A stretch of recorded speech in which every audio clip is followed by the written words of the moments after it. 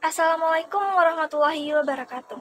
Perkenalkan, nama saya Nurul Omsari dari kelas SI 23A dengan NIM 23416257201100. Pada video kali ini saya akan mempresentasikan materi struktur data mengenai yang pertama itu ada struktur data tree, yang kedua ada struktur data graph, dan yang ketiga ada struktur data hash. Baiklah, yang pertama saya akan menjelaskan apa itu struktur data tree.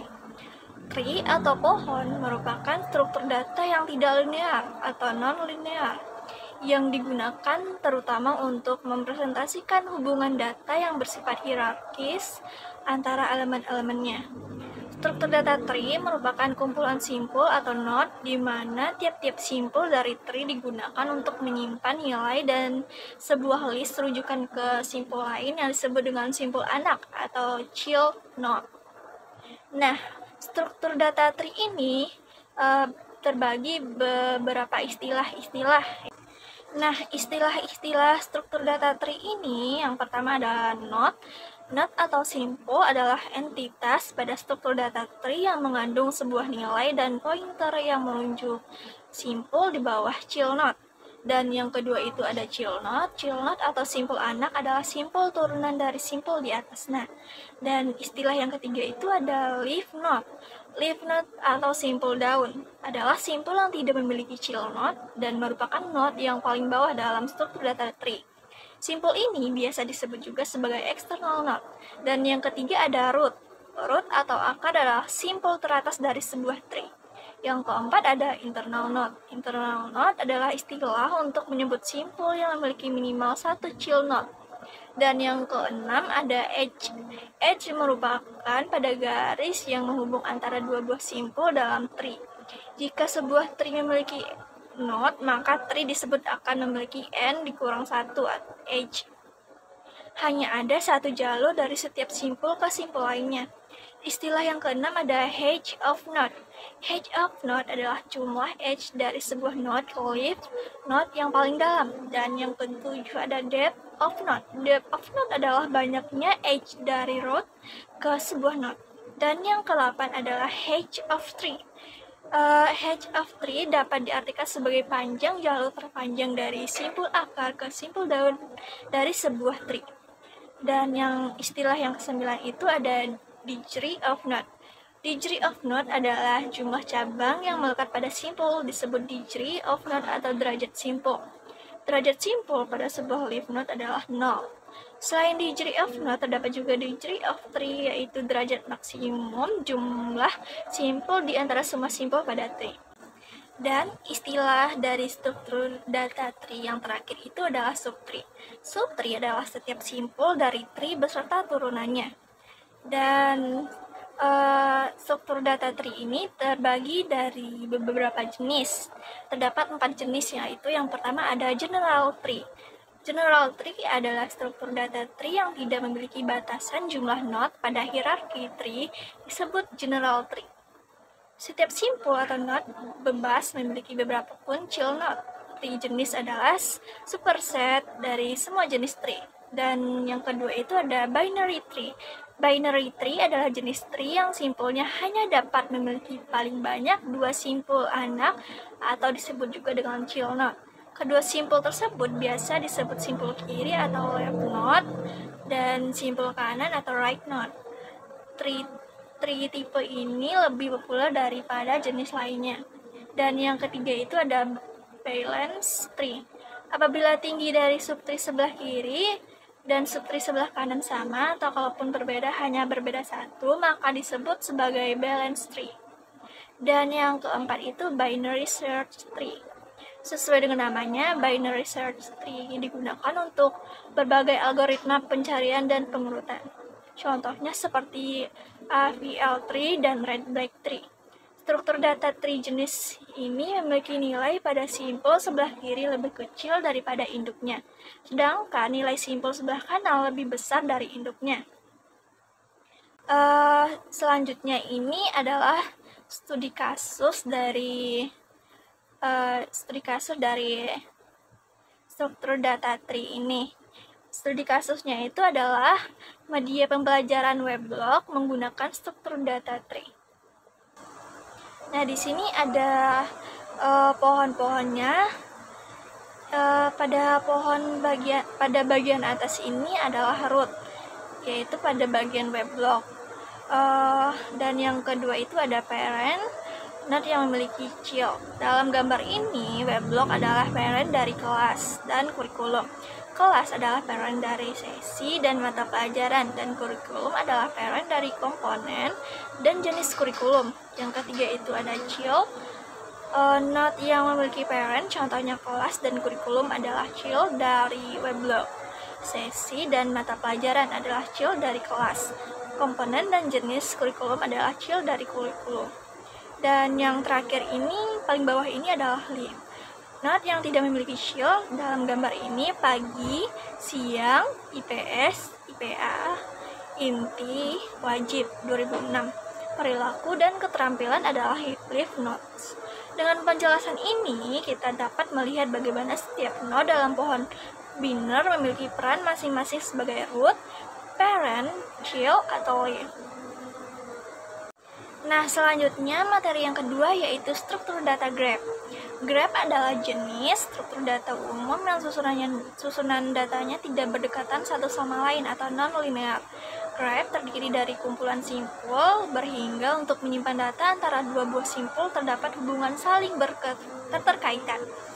Simpul pada graph disebut dengan vertex atau dilambangkan dengan huruf V, sedangkan sisi yang menghubungkan antara vertex disebut edge atau dilambangkan dengan huruf E.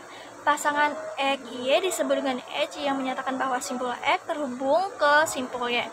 Graph dapat dibedakan berdasarkan arah jelajahnya dan ada tidaknya label bobot pada relasinya. Berdasarkan arah jelajah graph dibagi menjadi undirected graph dan directed graph. Yang pertama itu ada undirected graph. Pada undirected graph ini, simpul-simpulnya terhubung dengan edge yang sifatnya dua arah. Misalnya kita punya simpul 1 dan 2 yang saling terhubung. Kita bisa menjelajah dari simpul 1 ke simpul 2, begitu juga sebaliknya. Jenis yang kedua ada directed graph. Kebalikan dari undirected graph, pada graph ini dari sini simpul-simpulnya terhubung oleh edge yang hanya bisa melakukan jelajah satu arah pada simpul yang ditunjuk. Sebagai contoh, jika ada simpul A yang terhubung ke simpul B, namun arah panahnya menuju simpul B, maka kita hanya bisa melakukan jelajah atau traversing dari simpul A ke simpul B, dan tidak berlaku sebaliknya. Selain arah jelajahnya, graph dapat dibedakan menjadi dua berdasarkan ada tidaknya label bobot pada koneksinya, yaitu weighted graph dan unweighted graph. Dan yang ketiga ini ada weighted graph. Weighted graph adalah jenis graph yang cabangnya diberi label bobot berupa bilangan numerik.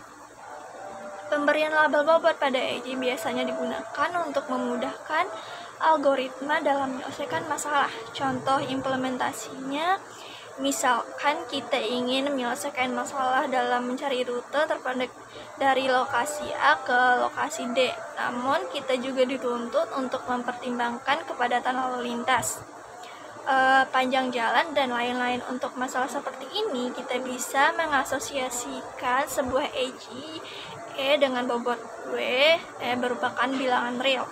Nilai bobot ini bisa apa saja yang relevan untuk masalah yang dihadapi, misalnya jarak, kepadatan, durasi, biaya, probabilitas, dan sebagainya. Jenis yang terakhir itu ada unweighted graph. Berbeda dengan jenis sebelumnya, unweighted graph tidak memiliki properti bobot pada koneksinya. Graph ini hanya mempertimbangkan apakah dua node saling terhubung atau tidak. Studi kasus yang saya ambil ini adalah rute pengiriman barang online. Nah, di sini ada graph, Nah, di sini ada contoh graph-nya, yaitu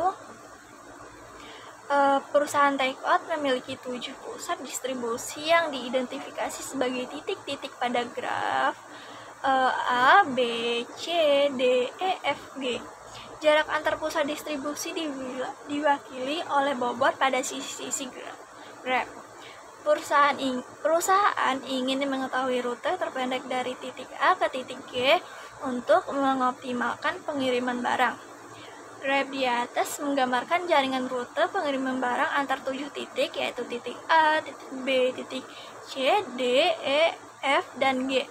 Dengan jarak antar titik yang berbeda-beda, berikut adalah deskripsi rute-rute tersebut, yaitu dari titik A ke titik B jaraknya itu ada 4 km, dan jarak A ke C itu jaraknya 3 km, jarak A ke D jaraknya 3 km, B ke D jaraknya 3 km, B ke E jaraknya 3 km, C ke D jaraknya 3 km, C ke F jaraknya 4 km, D ke E jaraknya 3 km, D ke F ini jaraknya 4 km, E ke G 4 km, dan F ke G itu jaraknya 5 meter.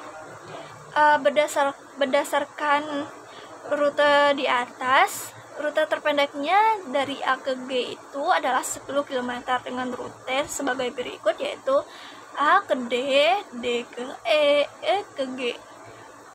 Selanjutnya ini yaitu materi yang terakhir adalah struktur data hash.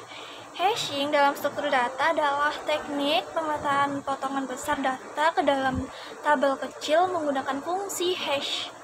Ini menggunakan tabel hash untuk menyimpan data dalam format array. Setiap nilai dalam array telah diberi nomor indeks yang unik. Tabel hash menggunakan teknik untuk menghasilkan nomor indeks unik ini untuk setiap nilai yang disimpan dalam format array. Teknik ini disebut dengan teknik hash. Nah, hash ini memiliki fungsi yaitu untuk memetakan ukuran data sewenang-wenang ke data berukuran tetap. Ini mengembalikan nilai-nilai berikut, yaitu nilai integer kecil, juga dikenal sebagai nilai hash, kode hash, dan jumlah hash. Untuk studi kasus dari struktur data hash ini saya ambil mengenai pengelolaan data kota dalam sistem informasi geografis atau disingkat dengan SIG. Nah, di sini ini ada contoh tabelnya, yaitu pada tabel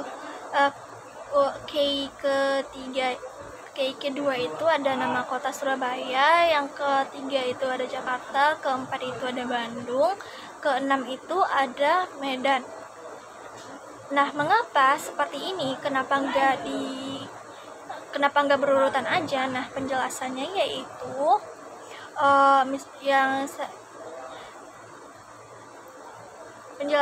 yaitu perusahaan X memiliki data tentang berbagai kota, termasuk nama kota, koordinat, geografis, populasi, dan informasi penting lainnya. Mereka perlu menyimpan data ini sedemikian rupa sehingga pencarian data kota dapat dilakukan dengan cepat. Kita menggunakan nama kota sebagai kunci, yaitu key, dan informasi terkait kota sebagai nilai, yaitu value. Fungsi hash sederhana digunakan untuk menentukan indeks penyimpanan dalam tabel hash berdasarkan nama kota. Nah, kota-kota yang dipertimbangkan adalah yaitu kota Jakarta, Surabaya, Bandung, dan Medan. Kita akan menggunakan fungsi hash sederhana berdasarkan posisi huruf dalam alfabet. Nah, yang A itu sama dengan 0, B itu sama dengan 1, C itu sama dengan 2, sampai seterusnya. Dan alfabet terakhir itu adalah Z, yaitu di angka 25. Namun, kota akan diubah menjadi angka dengan menjumlahkan nilai masing-masing huruf. Dan kemudian hasilnya diambil modulo ukuran tabel hash, misalnya 26. Untuk mendapatkan indeks tabel hash. Nah, di tabel hash ini, setiap nama kota telah ditempatkan sesuai dengan indeks yang diperoleh dari hasil hash fungsi. Ini adalah contoh sederhana dari bagaimana data kota dapat di-hash dan disimpan dalam tabel hash. Nah, dari materi-materi yang saya jelaskan tadi, saya mengambil beberapa dari sumber, yaitu ada yang dari jurnal, ada yang dari web. Nah, demikian presentasi dari saya dan penjelasan dari saya. Mohon maaf kalau ada kata-kata yang sulit dipahami. Wassalamualaikum warahmatullahi wabarakatuh.